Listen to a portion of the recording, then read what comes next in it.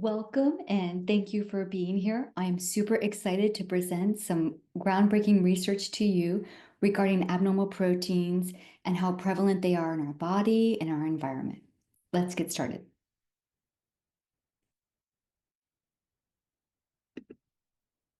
So a little disclaimer, this presentation is just for educational purposes, does not provide any healthcare, medical, or nutrition therapy services.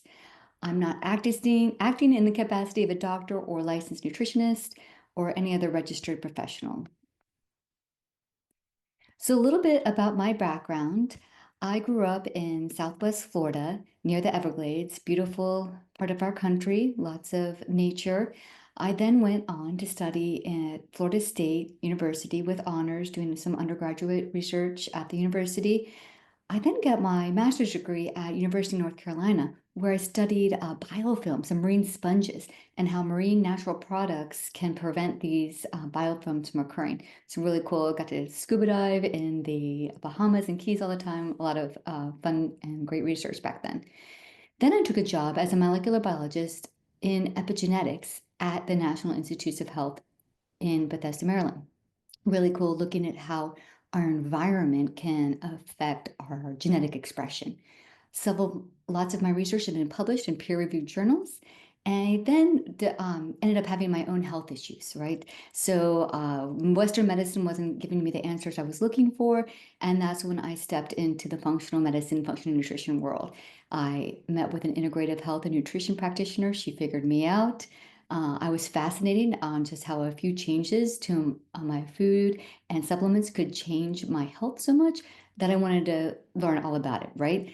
So I became a researcher for her over 5 years, looking at how food and supplements help the body, and with a little bit of a genetic and biofilm twist.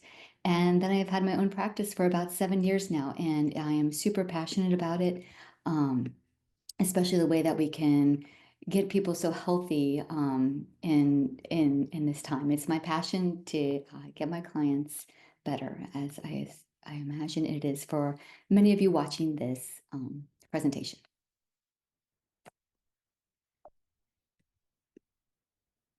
So a little overview of what we're going to be looking at today. First, I'm going to talk about a case study. How did we get interested in this? And then we'll do a little bit of cell biology review very quickly, but just so you can understand what I'm talking about when we get to more of the nitty gritty. So we'll talk about protein folding review. What are abnormal proteins? What are the causes of these abnormal proteins?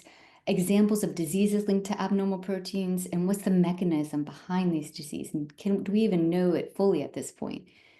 The role of genetics and the role of the epigenetics, how our environment can affect the genes associated with metabolism. And most importantly, if you stay to the end, which I highly recommend, it's what we can do as practitioners. And then conclusions after that. So the case study. When I was a researcher, we had a 62-year-old man come in with amyloidosis, which is an accumulation of abnormal proteins in the blood. And he started off with a vegetarian diet. We reintroduced meats, but the meats that he had the best improvement on were wild game meats, more like venison, bison, pheasant. And we were really curious why this could be. So this prompted research into the mechanism of action. And just a little review of the type of disease he had. It was amyloidosis. And AL amyloidosis is an amyloid light chain or primary amyloidosis, and it's only one type of amyloidosis. Amyloidosis is a rare disorder that happens when plasma cells in your bone marrow change or mutate. These cells make abnormal proteins that become twisted clumps of misshaped proteins that gather on your organs and tissues.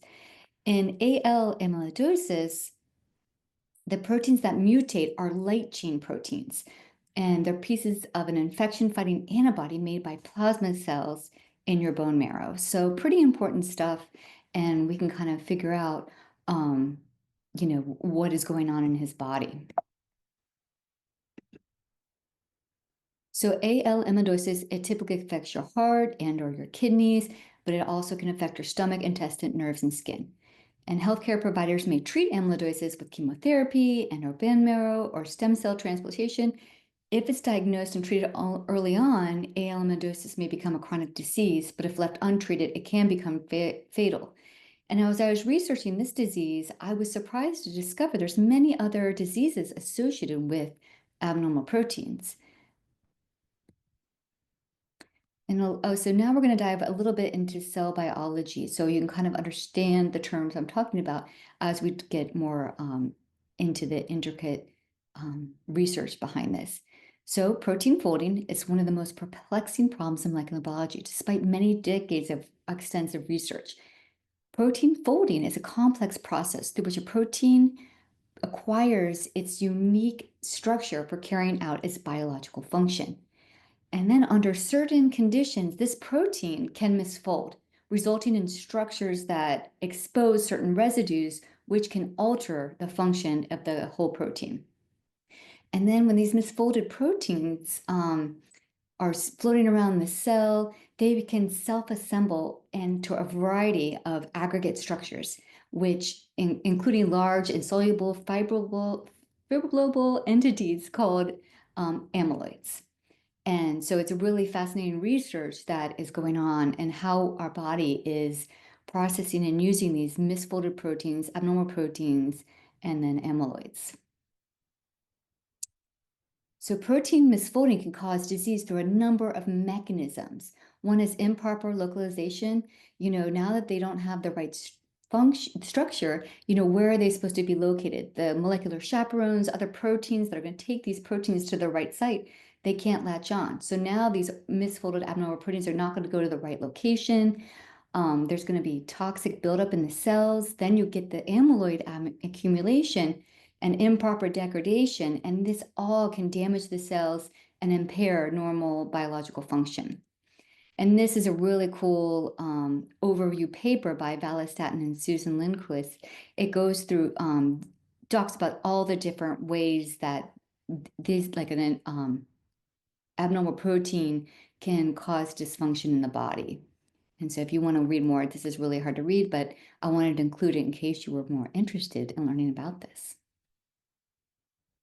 Oh, and as you see, I've put a lot of the citations I've referred to up here, and all my references are in the back of the presentation. So if there's a paper where you want to read more about or learn more information about it, just check out the reference. And these are going to be in different locations. It could be up here, down here, up here as we progress through the slides.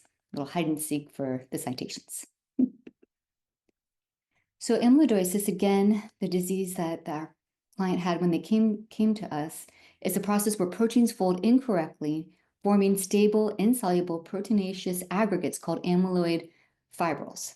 The presence of these proteins have been directly associated with several human diseases that affect parts of the body. So amyloids, the precise mechanism involved in amyloid formation is still unclear. However, there's general consensus that it involves different morphologies, including monomers, oligomers, and protofibrils that mature into fibrils when monomers are added. So basically, these amyloid fibrils can spread quickly and amplify in numbers and cause, a big amyloid to form.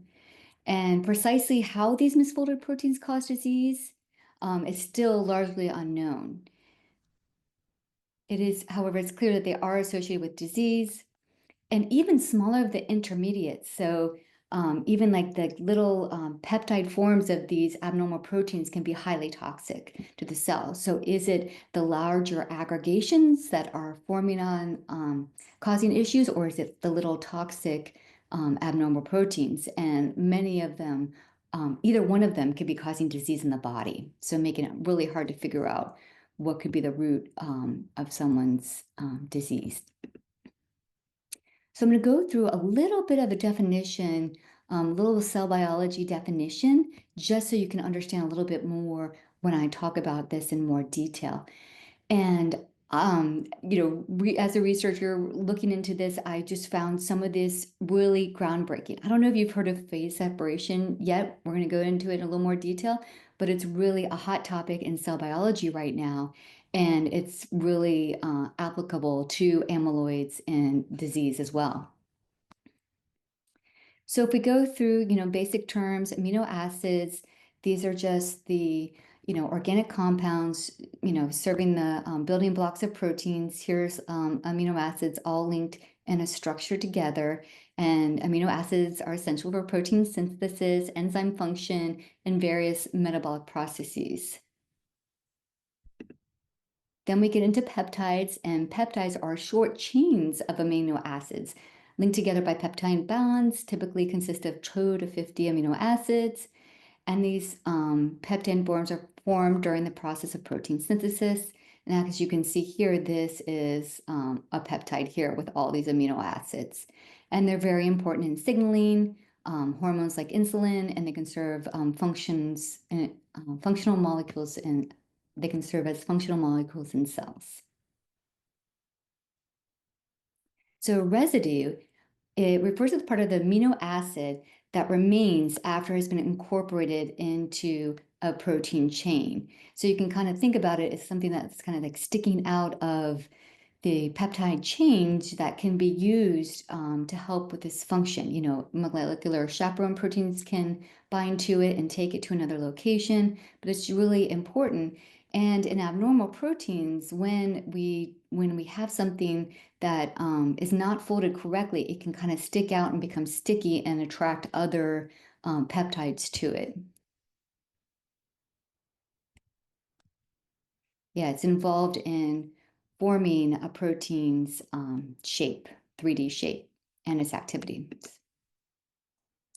And a monomer, so it's when you get like a series of peptides that form together, it makes a monomer. And this is a small molecule that can bind chemically to other identical similar molecules to form a polymer. Common examples of monomers include glucose, amino acids, and nucleotides, which are the building blocks of larger biomolecules. And monomers are the foundational units in biological and synthetic polymers. In biological systems, they form macromolecules such as proteins, nucleic acids, and polysaccharides. So, you know, monomers are kind of like getting into the backbone of how we get into these amyloid structures. And then an oligomer is a molecule composed of a few monomer units. So again, getting larger in size now. And oligomers have biological functions such as enzymes with multiple subunits. But in diseases like Alzheimer's, amyloid beta oligomers are thought to be toxic and involved in disease progression. A fibril is a long thread-like structure that can form when proteins or peptides aggregate and align in a highly ordered repeating pattern. And fibrils are typically associated with amyloid disease when they involve misfolded protein. And protein fibrils are implicated in a range of neurodegenerative diseases such as Alzheimer's and Parkinson's, where they can accumulate in the brain and disrupt cellular function. And prion, so this is, you know, you've probably heard this in the news, but a prion is a misfolded protein that can induce other normally folded proteins to adopt the same conformation. So it can lead to aggregation and disease. They're very infectious in nature, not caused by virus or bacteria, and they can have really fatal consequences. These are like amyloids on steroids. You know, as soon as you get a prion infection, it typically is fatal. And you might have heard this as mad cow disease or Creutzfeldt-Jakob disease, where the abnormal folding of prion proteins causes brain damage. So this is like the very severe case of misfolded proteins, and amyloids associated with like Alzheimer's and Parkinson's is more kind of like a slow progressing disease, whereas this one is very quick and fatal. So this is really exciting. This is where we dive a little bit deeper into cell biology and talk about phase separation. And when I first started reading about this, I was like, what is phase separation? I've never heard of this. Well, it's a big, huge discovery in the last several years. And if you think about it, in cell biology, we typically have an organelle, and it is formed by, right with a cell membrane. But in these phase separation, we get these biocondensates, which just form from a liquid to a gas to a liquid, and they have these like gel-like, silly putty or jello-like structures. And they're really interesting.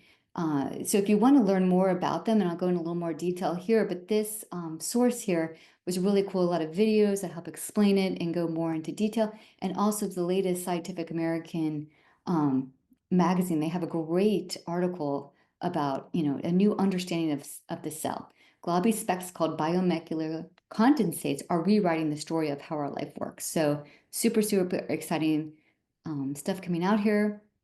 And so phase separation, what does this mean? It's a process where proteins undergo a transition from a homogeneous solution to heterogeneous mixture, and they form these distinct liquid-like droplets or condensates. This occurs through the self-organization of biomolecules, and it's ranging from globby liquids like mucus to almost solid-like gels like jello. It's a key process in cellular organization, allowing the formation of membrane-less organelles. How cool is this, right? But also can play a role in disease when phase separation goes awry and can lead to the formation of toxic aggregates, as we see in neurodegenerative diseases. So a little bit more here about biomolecular condensates. Condensates seem to be a key part of how life gets its countless molecular components to coordinate. So they form communities that make the group decisions on how our various existence depends. So they're really important in cell biology, just under a normal function. They protect us to protect the cells from dangerously high or low temperatures. They repair DNA damage, and they control the way DNA gets turned into crucial proteins. So really, really important functions. And when they go bad, they may trigger diseases. So we're still trying to figure out what distinguishes a good or bad condensate. And it's now one of the most pressing questions in the field. So super interesting stuff. And now I'm going to go in a little more detail of how this can be turned into disease. And ultimately, what we can do as practitioners to kind of prevent our clients from going down this path. So here's like, what are abnormal proteins? And this is kind of like a description of like, we have a native protein here, then it becomes misfolded. It can turn into the monomers, then the oligomers, and then form these protofibers and then fibers. And these are really hard to degrade. There's been autopsies on corpses that have been in cemeteries for hundreds, some even thousands of years, and they found that most of tissues obviously have degraded, except sometimes there are these brains that are still a little bit intact, and they find that it's an accumulation of these fibers, these amyloids in our brain, and they can stay around for hundreds to thousands of years. And that's how how these structures are so hard once they're formed, and how it's really hard for our bodies to get rid of them once they're in this state.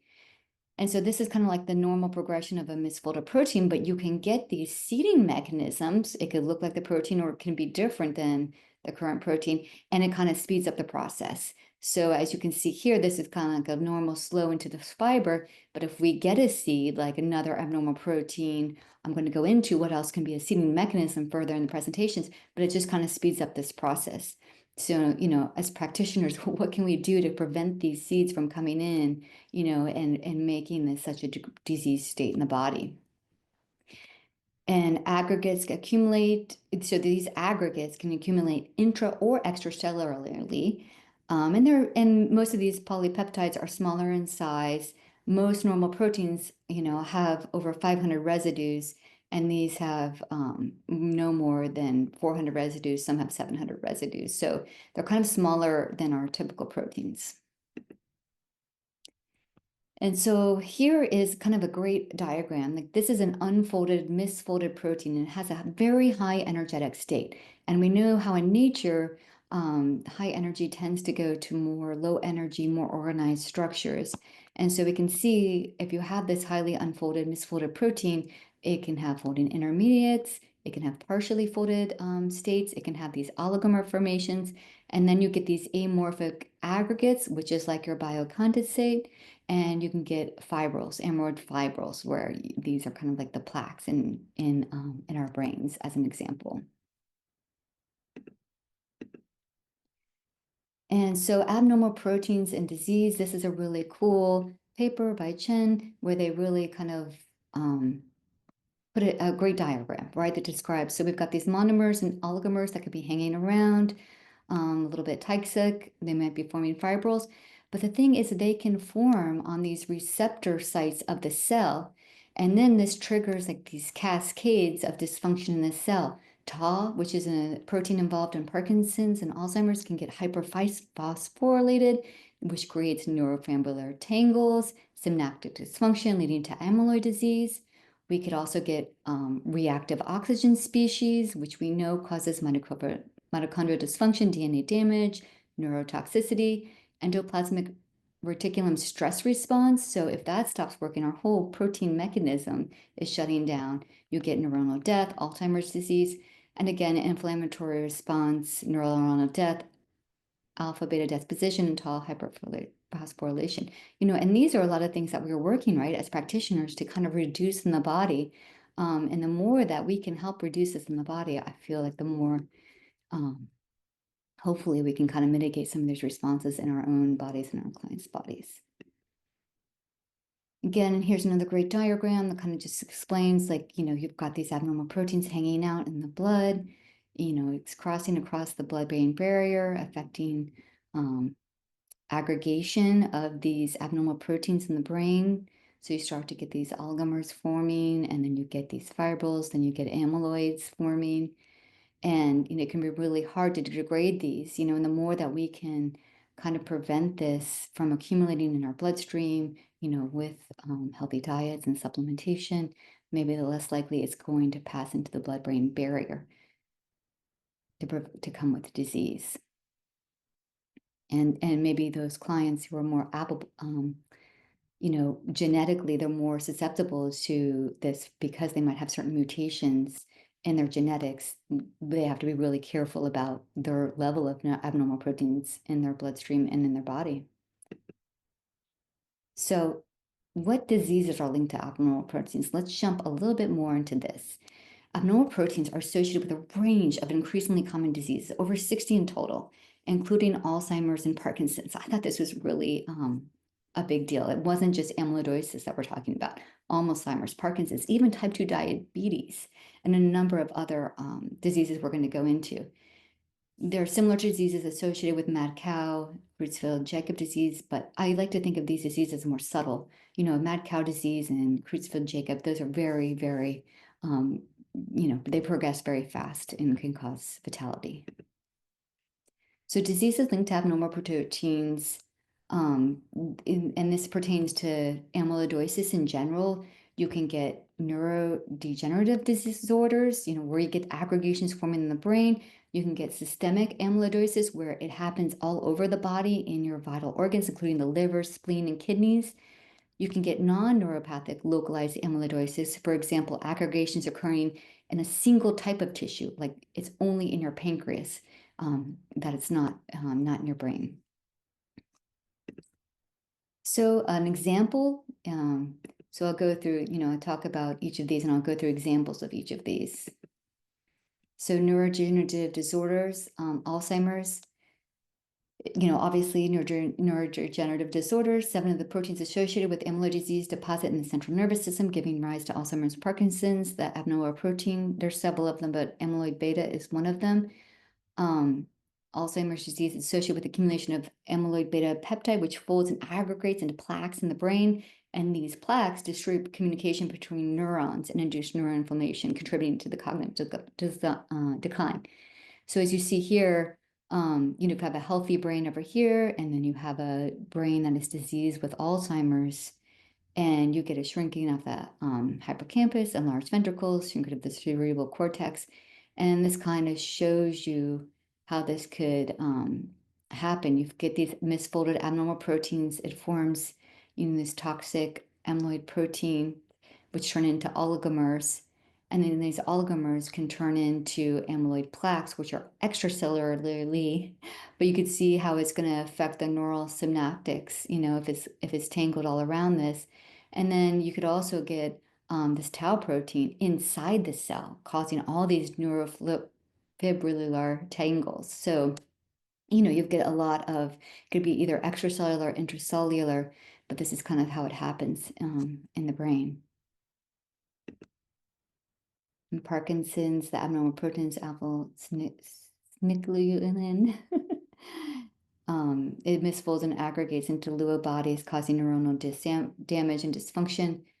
And these aggregates impair dopamine production, synaptic function, leading to motor and cognitive impairments. And in something like a systemic amyloidosis, where it's all over the body, is protein folding disease, systemic light chain amyloidosis. You get extracellular deposition of immunoglobulin light chain aggregates.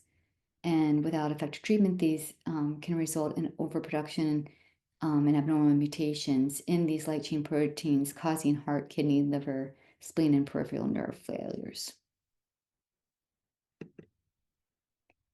And, here's another, this isn't really amyloidosis now, but getting more into Lyme disease. How can, this is also linked to abnormal proteins, inflammation-related proteins, not amyloid proteins, but relevant in the protein misfolding context. Chronic inflammation from Borrelia can induce protein misfolding and aggregation in these abnormal proteins, along with inflammatory cytokines, contribute to long-term neurological symptoms and potentially trigger neurodegenerative processes. And in cancer, the abnormal protein p53, which is involved in regulation cell growth, mutations in this tumor suppressor gene lead to the accumulation of misfolded p53 protein, which forms aggregates. And this loss of function promotes uncontrolled cell division and tumor progression. So again, abnormal proteins are in more than just amyloidosis. They're in a lot of these other diseases. Type 2 diabetes, you can get the amyloid abnormal protein of this islet amyloid polypeptide. And this polypeptide misfolds and forms amyloid deposits in the pancreas. And these amyloid deposits impair insulin secretion and contribute to beta cell dysfunction, leading to insulin resistance. So again, another way of these abnormal proteins affecting our body. And even in POTS has been related or linked to these abnormal proteins, impaired autonomic regulation, not directly to amyloidogenic protein, but relevant for neurodegeneration.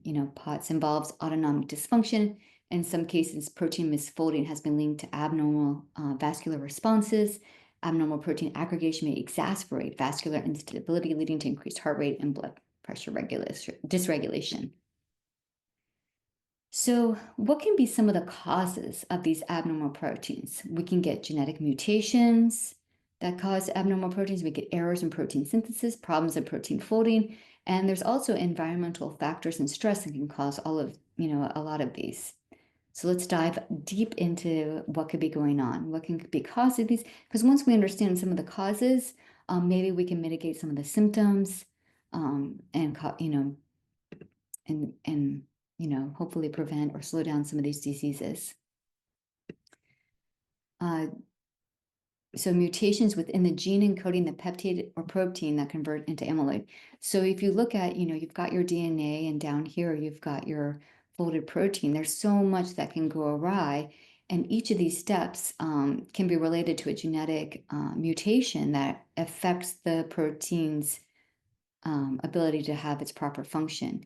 You can get gene duplication, triplication, expansion, causing a higher concentration of protein of amyloidogenic sequence, mutations causing alternative splicing of pre-RNA, which is going to lead to amyloidic proteins, mutations that stop translation, mutations, just leading to additional formation, their ability to not be folded correctly, mutations changing proteolytic cleavage. So you can read through each one of these, but there's, any point in this process of making these proteins, there are genetic mutations that could go awry. And then also we want to talk about APO4, especially as it relates to Alzheimer's disease. APO4 in neurons induces alpha, beta, and tau protein pathologies leading to neuroinflammation and neuronal damage. And you can see here, like the APO gene 2, the polymorphism 2 has a protective effect on neurons. APO3 has a neutral protective effect, but APO4, if you have these polymorphisms, can have a very damaging effect on neurons. and this could lead to greater neurotoxicity. Not only have they have a high risk, but also might have an early onset. APO is a risk factor for the onset of Alzheimer's disease rather than a direct causative factor. Obviously APO4 works in a combination with other mechanisms to cause the onset of Alzheimer's disease. So this is kind of good to know if your, family history of Alzheimer's, what is the mechanism of action? Is it more genetic? Is it more environmental? Can we, improve the environment so that someone who is susceptible to this is less likely to manifest the disease? And here's a cool diagram from, again, Ballastet and Lindquist about how the APO4 can become misfolded so that it leads to dysfunction. And many individuals with Alzheimer's disease carry at least one allele of the APO variant. And this polymorphism is associated because it changes a small change in the protein structure that leads to a salt bridge between different amino acids. And it prevents it from, staying in its native form. And this variant can be associated with altered lipid binding, mitochondrial dysfunction, inhibition of neurite outgrowth, and increased accumulation of alpha beta. So the peptide that aggregates in Alzheimer's disease. So very interesting things going on here and how a misfolded protein can relate to disease. So we could also get errors in protein synthesis. So these, not related to genetics, but just errors in how our body is synthesizing proteins. And this can be errors in transcription, translation, chaperone dysfunction. These are the proteins that latch on to a protein and bring it to where it is needed in the cell. Post-translation modification errors, environmental stress and proteostasis breakdown, RNA processing errors, and translation errors. So again, these are all things that as practitioners, let's make sure the body is working optimally, it's not inflamed, so that, there's less occurrence of this going on. But if there's, a lot of inflammation in the body, a lot of reactive oxygen species floating around, it's going to damage this more than it should. And then problems during peptide folding. Again, this can cause disruption. How are we going to cause this peptide to not be folded correctly? Disruption of endoplasmic reticulum homeostasis, like we saw in that previous diagram, and how that can, how these abnormal proteins can affect the intracellular function of the ER, can cause these more peptides to be misfolded. Nutrient deprivation, oxidative stress, inflammation, all of the things that we work on as practitioners to help in our body.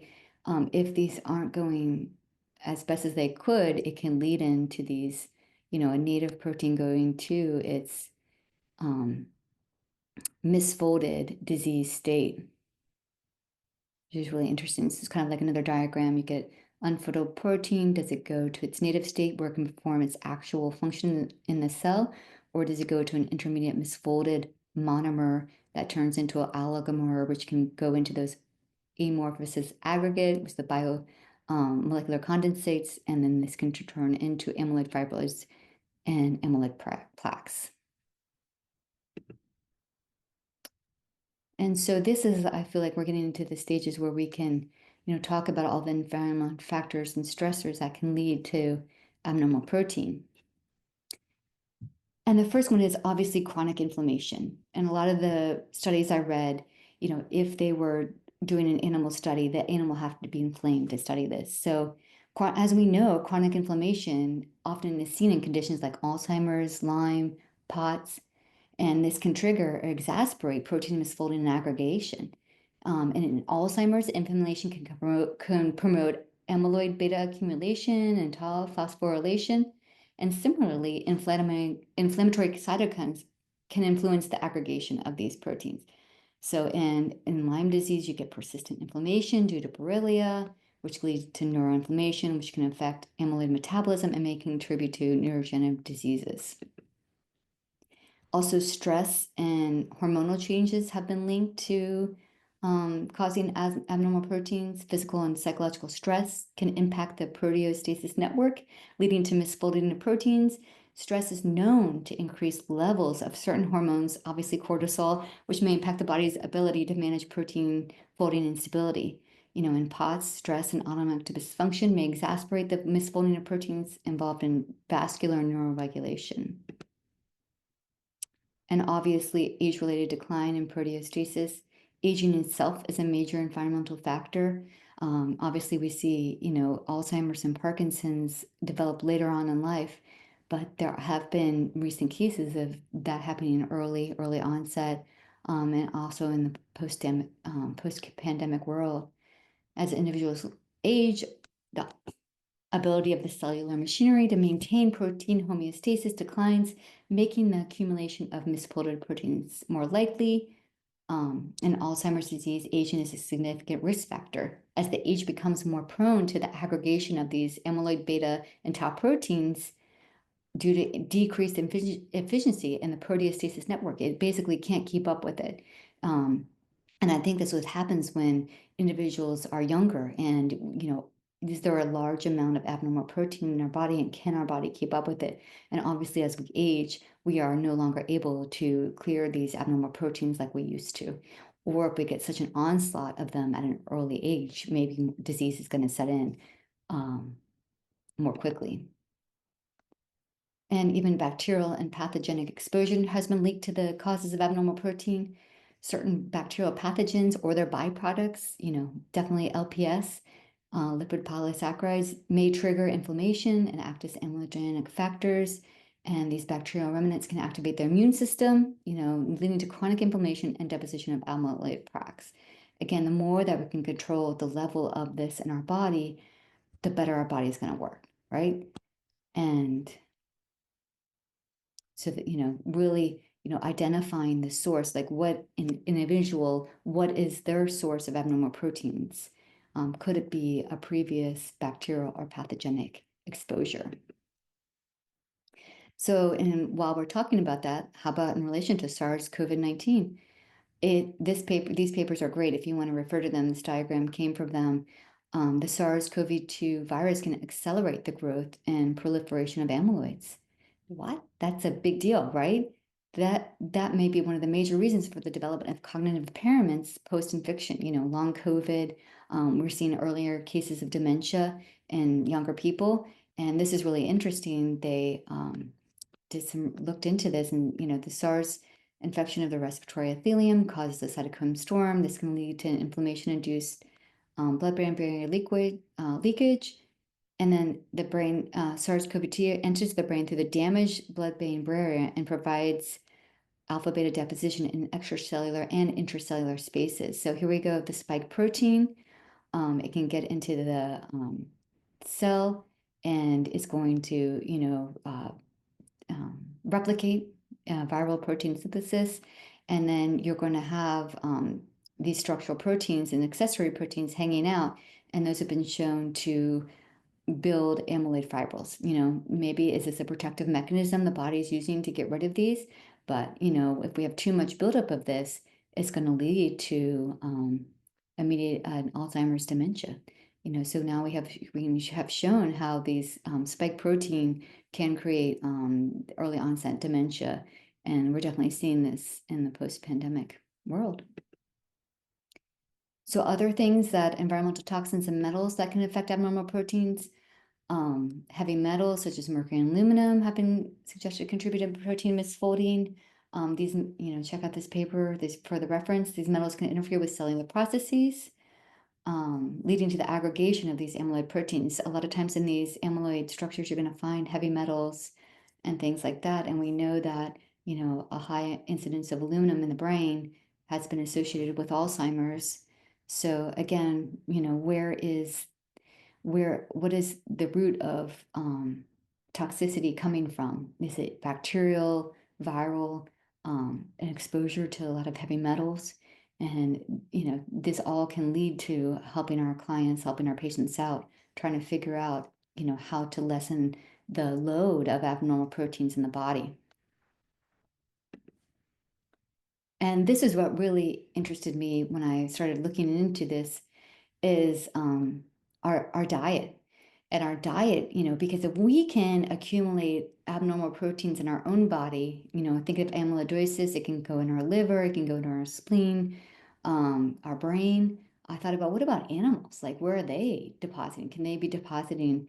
And sure enough, a lot of these animals also have amyloids. It's the same thing in their bodies. Diet rich in unhealthy fats and sugars obviously can trigger inflammation that contribute to misfolding, but unhealthy fats may promote the aggregation of islet amyloid peptide, polypeptide, which is involved in pancreatic dysfunction and amyloid formation.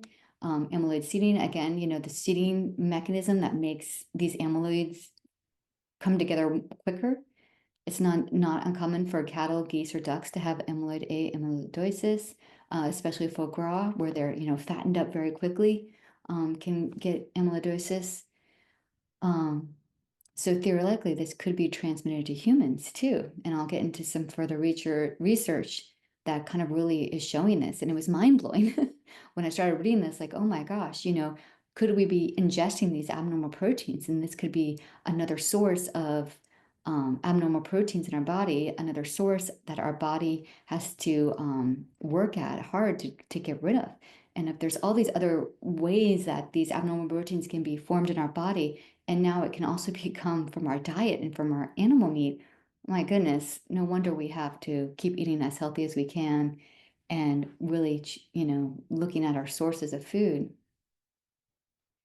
And especially these can be considered really harmful, these abnormal proteins, if someone's already suffering from a chronic inflammatory disease, such as rheumatoid arthritis, Lyme disease, cancer, etc. Diets that promote systemic inflammation can indirectly enhance protein aggregation, contributing to diseases associated with amyloid deposits. So I'm going to get into this a little bit more as we go in, but this was really groundbreaking when I looked at this. I was blown away by the research. And this is new. So if you don't know about Doris Lowe, she really talks a lot about on Facebook about abnormal proteins and phase separation. And a lot of what I'm going to discuss here, especially related to benzoic acid, is taken from her, and she cites some other sources. But talking about all the different chemicals and preservatives that are in our food, most, our regulatory agencies are saying these are safe, they're regulated at levels, these additives are not shown to be cytotoxic. But if you examine these food additives like benzoic acid from the perspective of phase separation, remember phase separation is that new discovery in cell biology where we're forming these gel-like substances in the cell that can have either great biological processes, like kind of like another nucleus of the cell without an organelle, or it could be toxic, and so a peer-reviewed article looked at how sodium benzenate, which is the sodium salt of benzoic acid, commonly used as a food preservative, reacts with proteins that have intrinsically disordered regions. So think of this as just like another misfolded protein that has all those residues sticking out, making it sticky. It's high energetic state. It wants to attach to other things. So showing that one of these preservatives reacts to these abnormal misfolded proteins. And proteins that are intrinsically disordered, misfolded, and abnormal are more prone to phase separate and cause that gel-like substance that causes the other proteins to misfold and turn into these pathological insoluble amyloid aggregates that are commonly associated with neurodegenerative diseases like Alzheimer's, Parkinson's, and ALS. So really interesting work and how like a common preservative could be contributing to disease. I just felt like this is groundbreaking when I started reading some of Doris Lowe's stuff. She says, what the authors discovered about benzoates will shock you. The level of benzoate regarded as safe by our regulatory agencies is between 0.4 to 8.2 millimolar concentration. In this study, using only 0.1 millimolar benzenate, proteins began to fibrillate within hours. So again, the fibrillate means the abnormal proteins are coming together and they're forming fibers. And so here's a diagram from the paper of these amyloid crystals derived from proteins with benzoate added to the solution. So, these are all crystal fibrils that shouldn't be formed, but they quickly were formed. And this is at a concentration of benzoic acid that is less than what is allowed in our food. So this is pretty big research if we're looking at, how much abnormal proteins are in our diet and how they can contribute to disease. This is really interesting. And the authors concluded that benzoate is a generic fibril inducer. So they anticipate the results to be easily, yeah. So this is really interesting work. And then Doris goes on to connect. And so what is the connection between benzoates and amyloids? In a post-pandemic world where the SARS-CoV-2 virus has become endemic, amyloidogenesis is a major concern for humans. And so viruses, especially SARS-CoV-2, accelerate the aggregation of pathogenic amyloid crystals. Remember that diagram I showed earlier at how SARS can get into the cell and it breaks down and it can create these amyloid deposits. So now you've got that going on, and you've got benzoic acid in our preservatives of our food, and now, boom, you've got a seeding mechanism that's going to increase the formation of these amyloids, increase the pathogenesis of Alzheimer's and Parkinson's.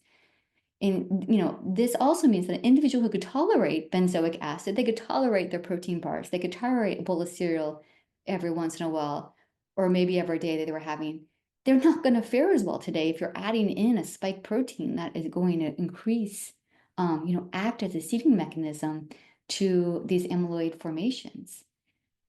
This also means that if you're already sensitive to benzoates, you may need to pay attention to changes in your health. And what's so interesting, as I'm reading these, papers, like digging into the research, following Doris, she's amazing on Facebook. She has all these cool, she's very easily explains this whole process um, to us that's highly scientific. I had a client come back and her food sensitivity test, I've never seen this before, came back high for benzoic acid. I was like, oh my gosh, where is she getting? And then I came across these papers and I'm like, oh no, the small amount of protein powders or protein bars she's having. And also benzoic acid can occur naturally in fruits and everything, but I just thought it was really interesting. I'd never seen that before, but maybe now she is highly reactive. Her immune system is reactive now to benzoic acid, um, maybe because of the post-pandemic world, because of the spike protein. So Doris goes on to say benzoates are but the tip of the iceberg of potential chemicals we are exposed to that can change the behavior of normal proteins via aberrant phase separation. We talked about that before. And this recent preprint highlights a case of Alzheimer's disease diagnosed in a 47-year-old patient with long COVID. Hello. This is everything we just talked about, right? You get probably a little bit of maybe a genetic predisposition to Alzheimer's. Now you've got a processed food diet potentially, and then you add in COVID exposure, turning into long COVID. The body just can't keep up, right? It can't break down those abnormal proteins. It can't take care of those misfolded proteins as soon as it occurs before it gets into an amyloid formation. And now we get rapid Alzheimer's. In the past, our bodies may have been equipped to handle these modifications. This situation becomes quite different in a post-pandemic world.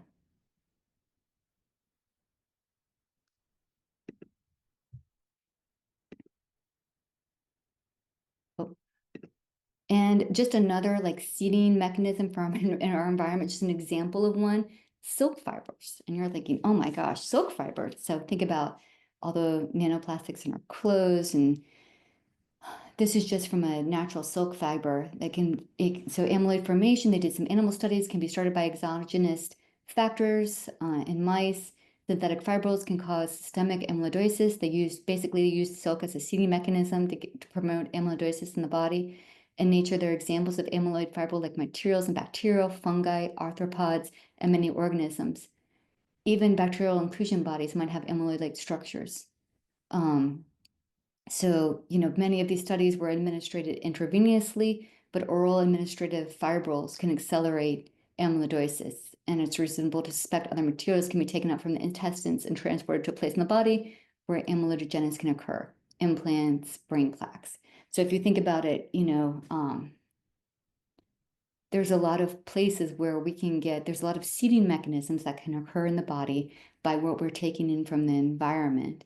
And so again, keeping inflammation at bay and keeping our bodies autophagy going very well in our bodies to allow our bodies to break down some of these abnormal proteins because their seeding mechanisms can definitely occur.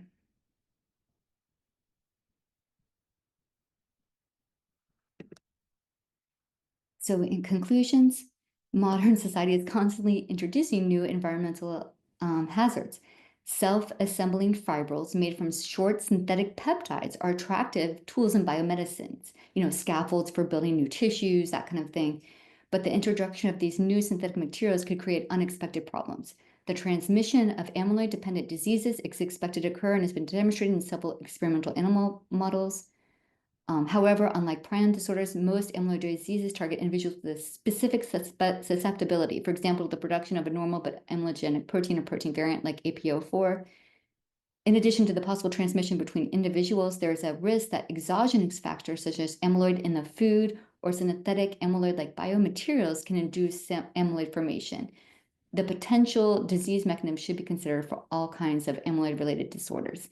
So, what are we saying here? There's a variety of ways that we can get exposed to these amyloid seeding mechanisms, whether it's, bacterial, virus, benzoic acid, new scaffolds for building new tissues and bodies, and whether we might ingest them or get the bigger part is that it's an accumulation in our body, and is our body healthy enough to degrade them before they turn into the more toxic aggregates? So how does our body regulate this protein control? Protein quality control pathways that manage misfolded proteins by either refolding them into functional proteins via chaperones. So maybe that little misfolded protein that goes awry can, molecular chaperones can bind onto it and fold it correctly. Or we sequester them into large inclusions via heat shock proteins or chaperones, or we degrade them through the system or autophagy. So, thinking about ways that we can keep the body healthy enough to degrade some of these proteins to keep it under control. One, can we decrease the likelihood of being exposed to some of this, and while increasing our detoxification, decreasing our inflammation, increasing our autophagy? Some of the mechanisms of disease that we haven't touched on, some of these we've already touched on, like hereditary, aging, result of medical treatment and just from animal meat. So I'm going to go a little bit more in depth about these. First, a third of the diseases are hereditary with early onset. Half the diseases are sporadic, but with late onset, suggesting progressive loss or even progressive load of regulatory control with aging. Progressive loss of regulatory control with aging, but also progressive load of these abundance of these abnormal proteins. There was in the research I did, it was interesting, the small amount occurs of medical treatment or instruments. These misfolded proteins are not degraded by heat or the typical methods using to sterilize treatments. So we have seen there was a case like after an organ transplant, someone got CJD. The person that was the organ donor wasn't aware that they were forming abnormal proteins at the time. Dialysis, injection localized from types, someone who's injecting themselves at the same spot, that can create disease. The bigger forms of cannibalism where they're actually eating the brains of other humans, that has gone into abnormal protein diseases. Obviously, Creutzfeldt-Jakob disease is consumed by infected meat. And now I think there's an outbreak of this going on in the western part of the United States, and ingestion of animal meat with abnormal proteins. This is what I'm going to dig into next, because I think this is really important in terms of our diets and what we're suggesting our clients, the type of food that our clients are eating. Okay, so just kind of a recap, in research studies, the disruption of protein homeostasis occurs quicker when there's a seeding mechanism. Again, we talked about before how we have a misfolded protein and it goes into these fibers, which can go into amyloids, but this occurs much quicker if we have a seeding mechanism, and we talked about what these seeding mechanisms before, benzoic acid, the spike protein, bacterial fragments, seeding mechanisms can be from yeast, bacteria, silk fragments, spike protein, other abnormal proteins, and even animal meat. Several animal studies report that inflamed animals, when given an amyloid stimulus, developed amyloidosis, a disease of abnormal proteins in the blood. Commercial animals found to have amyloids include beef, chicken, and foie gras. Amyloid fibrils were found in a variety of organs, glands, cartilage, and even skeletal muscle. So what are we eating? We're eating the skeletal muscle of these animals, depending on the severity of disease and depending on the animal. So Lundmark, back in 2005, suggested this may be of great importance for understanding the cause of human amyloid disease. I mean, this is mind-blowing when I'm reading this, and like, how did this original case study, how did he get amyloidosis, and what made him predisposed to that, and why was eating at first vegetarian and then more wild meats, and it could be that he was exposing himself. He was eating a lot of commercial chicken and beef, exposing himself more to potentially abnormal proteins in the skeletal meat, and his body just couldn't keep up. Exposure by ingestion or inhalation to these naturally occurring fibrils may bring seeds that increase amyloid formation, leading to disease and predisposed individuals. Researchers from the University of Tennessee stated, given our experimental findings, it would seem prudent for children and adults with RA, rheumatoid arthritis, or other diseases who are at risk for this disorder, amyloidosis, to avoid foods that may be contaminated with amyloid fibrils. Holy moly. I mean, that's a big deal, right? And Japanese researchers found a disturbingly high incidence of amyloidosis in slaughtered beef cattle and conclude that people with chronic inflammatory diseases need to avoid ingesting foods that may possibly contain amyloid fibrils, and then this may be the next human health crisis. I mean, that is a big deal for these researchers to come to these conclusions after studying the presence of abnormal proteins in skeletal muscle. Additional scientists in the Netherlands have suggested that this could have tremendous food safety implications. The amyloids act like prions, and this pathological material should be banned for at-risk group of consumers. I mean, really interesting. Abnormal proteins could be the next public health crisis. So, when looking at a client come to you overall, like, what is the root cause of disease? How can we decrease the presence of these abnormal proteins? How can we decrease inflammation, balance blood sugar? It's all kind of related, but I feel like this is another piece of the puzzle for some of our clients, especially if they are more predisposed to cancer, Alzheimer's, Parkinson's. And so my literature research on this subject indicates animals who are fed unhealthy diets and inflamed are more likely to carry abnormal proteins in their skeletal muscle. It's given us another reason to ensure our meat consumption is from animals kept in the most healthy, natural state, and we should potentially consume them from heritage lineages to avoid unhealthy consequences. I'm going to go into that in a little more detail about what I mean there. So this is treatment, like, so what is the current treatment for some of these amyloidosis, some of these abnormal protein diseases like Alzheimer's? No effective treatment currently exists for this family of diseases that are increasingly prevalent, in particular because of their link to aging and to other characteristics of the modern world, such as obesity, which represents a major factor for type 2 diabetes. I mean, a lot of these diseases are multifactorial. And recently, Cassava Sciences announced their drug failed this was an Alzheimer drugs, aducanumab, during phase 3 clinical trials. The monoclonal antibody aducanumab targets the reduction of amyloid fibrils classically associated with the onset and progression of Alzheimer's.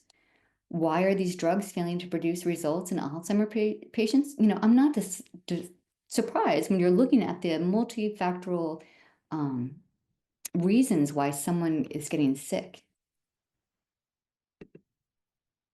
And this all comes from Doris Lowe, again, brilliant in all of these, putting all these pieces of the puzzle together. The problem is not due to the fact that these drugs are ineffective in suppressing or inhibiting the formation of these amyloid fibrils. In fact, they may be overly successful in doing their jobs. So what is the problem with these drugs?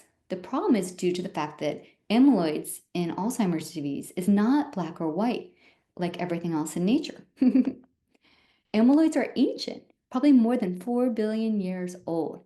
If they are detrimental to the survival of early organisms, you would think that evolution would have eliminated them in the very beginning. On the contrary, they are alive and well and found in all three major domains of life. Why? Turns out amyloids are protective in nature. What makes them cytotoxic is also what gives them the ability to protect the cells they inhabit. For example, sickle cell anemia, the first known protein folding disease. And as we know, it misfolds hemoglobin, and those who are homozygous to sickle cell anemia are very sick, and those who are heterozygous for it, it's a great prevention for malaria, right? So there's a reason that that protein folding disease popped up in evolution. It was protective against, malaria. So when we're studying, just looking for a drug that is going to prevent a misfolded protein from misfolding, I think we're missing the bigger picture. We're missing the bigger picture, and we don't really understand the mechanism. We don't really understand those biomolecular condensates, those little like gels, those little, silly putty things. There's so much more we have to understand before we can come up with a drug that's going to help. So if drugs only target the removal of amyloids without compensating for their functional roles, you've got a problem. And this is where we're at in development of drugs for Alzheimer's disease. Um, and so this is a cool picture from Monaro et al. 2004, like all the different ways that we could target oligomers from preventing Alzheimer's. But, and this is like one little piece, this little Alzheimer's drug, aducanumab, however you pronounce that, it's only was looking at fibril binding and disassembly. I mean, look at all these other things that could be going on. And, look, methylene blue, it can help. Resveratrol can help. So, alpha lipoic acid, there's all rapamycin, all kinds of interesting things here. I thought this was a really interesting paper. Overview of approaches under development that could suppress the formation, reduce the lifetime, or decrease the toxicity of misfolded protein. And again, depending on the individual and what's going on, there's so much that we don't know, and it's really hard to target. But there are stuff that we can do as practitioners, helping the mitochondria, helping to induce autophagy with, without it being, some people aren't ready for fasting and you have to be very gentle. But there's a ways that, as practitioners, ROS reduction, that's, maybe 3 of the things we can work on. And, overall diet, making a healthy diet, making sure they're not getting metal exposure and, making their immune systems healthier so they can fight off bacteria and viruses better. Using natural compounds to stop, slow, or reverse the protein misfolding and aggregation process may be a promising approach. This is another cool paper. Yeah, that sounds great to me. And so here's some other natural compounds that they talk about. So, again, we have our monomers, oligomers, fibrils, amyloid plaques. And, these are all natural compounds that have been shown to kind of prevent these. And it doesn't even look like they mention like serrapeptase or nattokinase, which is, we know those can help break down abnormal proteins too. But curcumin, EGCG, rosmarinic acid coming from rosemary. So yeah, you can look at this in more detail, but I think this is really cool. Again, resveratrol's in here. We don't want to overdo it. There are papers that show that, we give too much turmeric, too much curcumin. It could, inhibit phase 1 liver detox. We've got to be gentle with some of these supplements and not overdo it. Okay, like, oh, everybody go out and cook with turmeric and, supplement with it and put it in your teas. There's going to be too much, right? So again, assessing from the individual and, what does that individual need and not, overdoing any of this and taking a multifactorial approach in terms of diet, supplementation, all the things we know how to do. And so these authors also conclude, Alzheimer's disease and other neurodegenerative diseases are multifactorial disorders characterized not just by abnormal protein aggregation, but also exotoxicity, excitotoxicity, synaptic loss, inflammation, cholinergic dysfunction, oxidative stress, glucose hypometabolism, alterations of the gut microbiome, immune pathway, endocrine pathway, and bacterial-derived metabolites. I was so glad to see the authors, look, it's not just, stop the protein from misfolding. It's all these other things that are going in the body and our cells that we have to optimize for a person to be healthy. A medication is not going to make a person healthy. It's doing all these other things like in foods and exercise and mental clarity and having healthy relationships and loving relationships that go to preventing disease.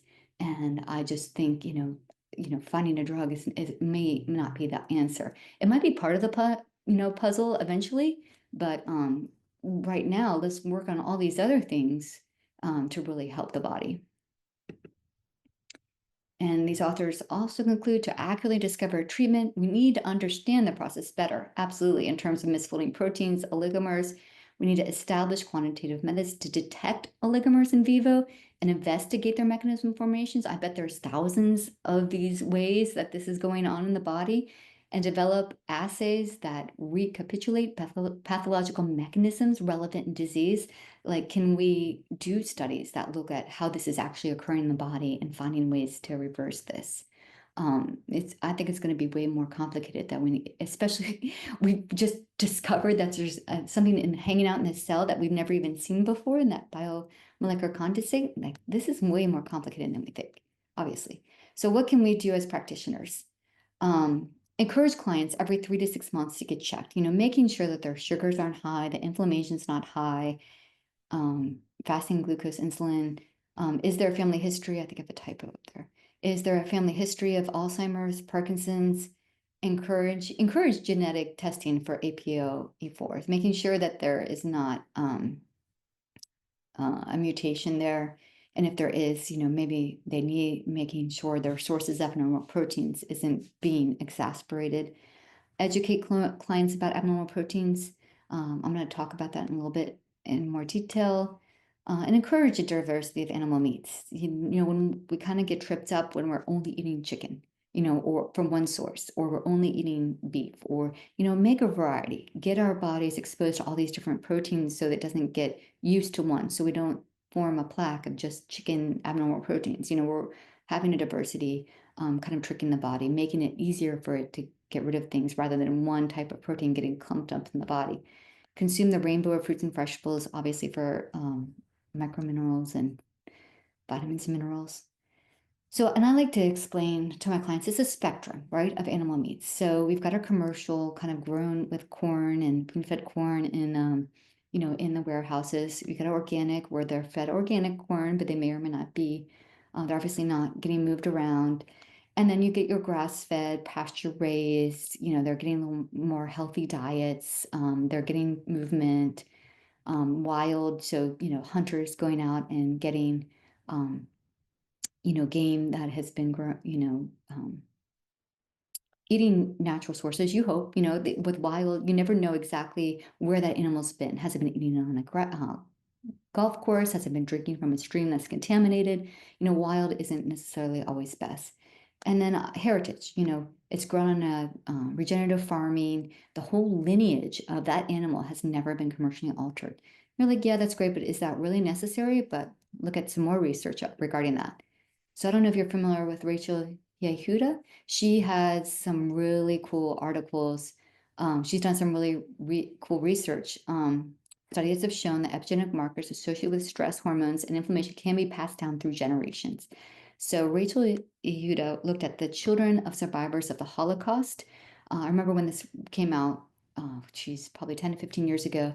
And then recently she did another study looking at children whose mothers were in the third trimester when the towers went down and they had to escape out of the towers.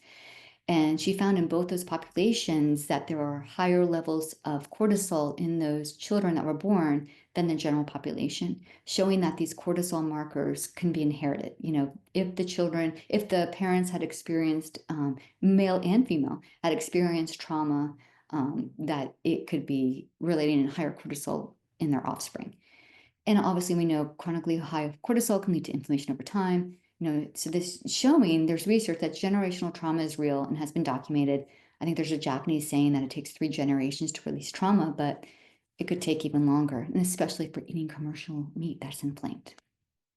So this is also documented in animals, specifically cows. Epigenetic markers are inheritable. If you have a commercially raised cow and its offspring have been grass-fed finished, it can still be expressing inflammation markers that were epigenetically inherited by that commercially fed mother. So, I mean, we're talking about nitty-gritty here, right? But if you have someone with rheumatoid arthritis, if you have someone with cancer, does the particular health of that animal matter? Absolutely. And some of this is like, yeah, common sense, but this, when I really dug into the research, I really wanted to understand, like, what is, is this really healthier for me, or my clients? And oh my gosh, just knowing that some of these epigenetic stress markers can be held in the DNA and passed down, holy cow. No pun intended. That's a big deal. And there's papers showing amyloid structures can serve as non-chromosomal genetic elements, meaning that they're inheritable. There's all these cool genetic elements that we don't understand how they control DNA, and they are inherited. So when we're looking back at this spectrum, if we're generally healthy, this we go out to dinner, it may not be perfect, no problem. But if we're in a disease state and we are trying to get our client as healthy as possible, or our loved ones or ourselves, we want to eat on this heritage side, finding, sources where that whole lineage has never been commercially altered. It's grown in that animal's happy, healthy state. It really makes a difference, not only from the abnormal protein but also like expression of, inflammation, genes associated with inflammation.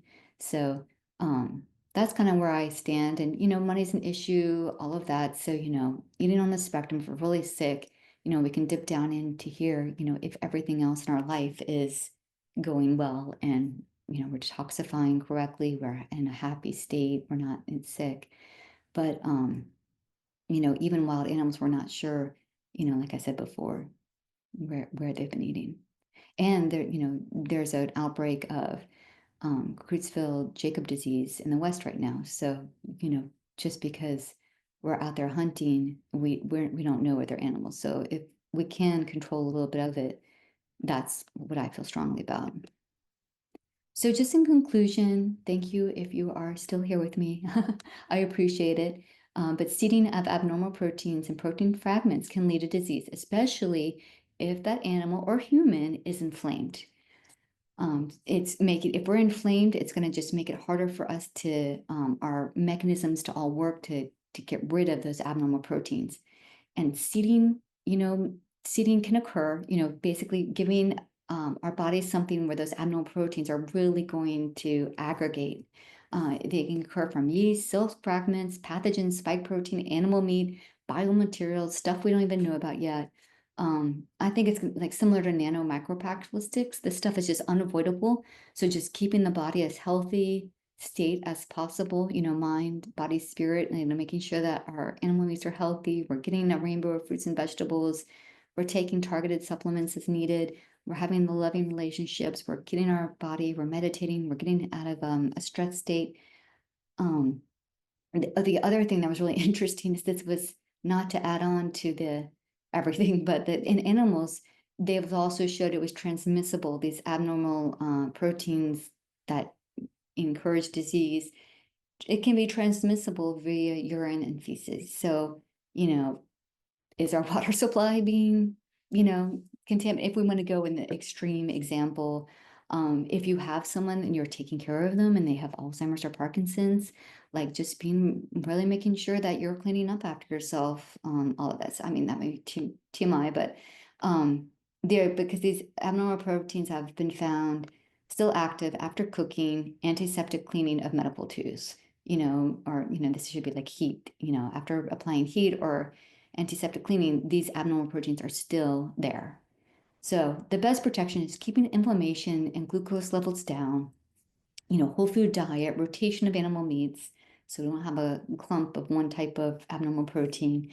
Your detoxification pathways open and clear, and sufficient sleep for autophagy. I think if you typically go down between 10 p.m., like I think 12 a.m. and 2 a.m. is like when we clear the most, or maybe it's 11 a.m. and 1 a.m. we clear all those abnormal proteins, that deep sleep, when we get into that deep sleep first in the night, like that's when we have a lot of autophagy. So making sure your clients, maybe even tracking their sleep to making sure they're getting into that deep sleep so we can clean everything out.